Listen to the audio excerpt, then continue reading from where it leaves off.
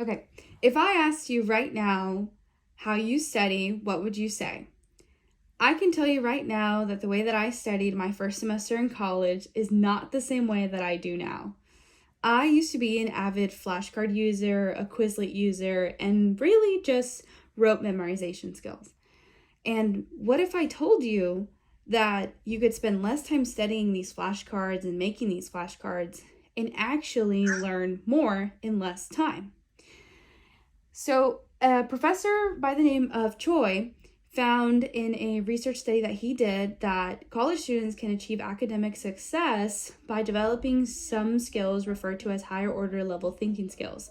And three of those skills that I want to talk about with you today are concept mapping, collaborative learning, and critical thinking skills. And these skills, I can assure you, are going to make those grades go up while that study time goes down. So concept mapping is the first topic that I want to discuss with you today, and it's a form of a visual aid that can help students achieve active learning because it allows students to engage in the learning process rather than just receiving a lot of information at once. So I want to show you a concept map that I made 4 semesters ago when I first took human anatomy and physiology. And this concept map is actually a tool that I'm still consistently using as a TA for human anatomy and physiology with other students now. So the first image that I want to show you is the traditional chart style that I was provided by my professor.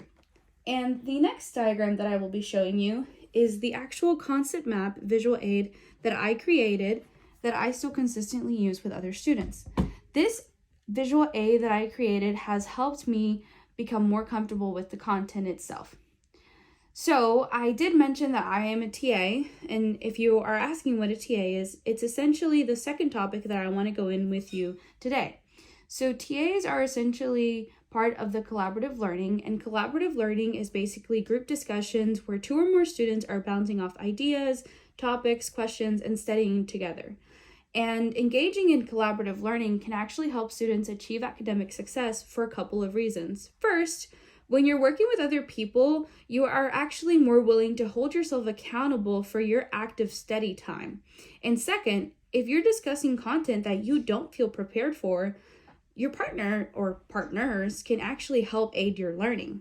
So in the 2 to 3 hours that you think that you can equip your own learning experience, you can actually learn more in less time if you're working with other people. So why does concept mapping and collaborative learning engage students in active learning and allow them to achieve academic success? Well, this is because you're developing critical thinking skills. And if you aren't aware what those skills are, let me ask you this.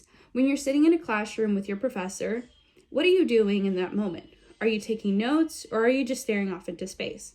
And if you are taking notes, what do those notes look like? Are they just a bunch of scribble scrabble, or are they actually notes that you go back and review later on?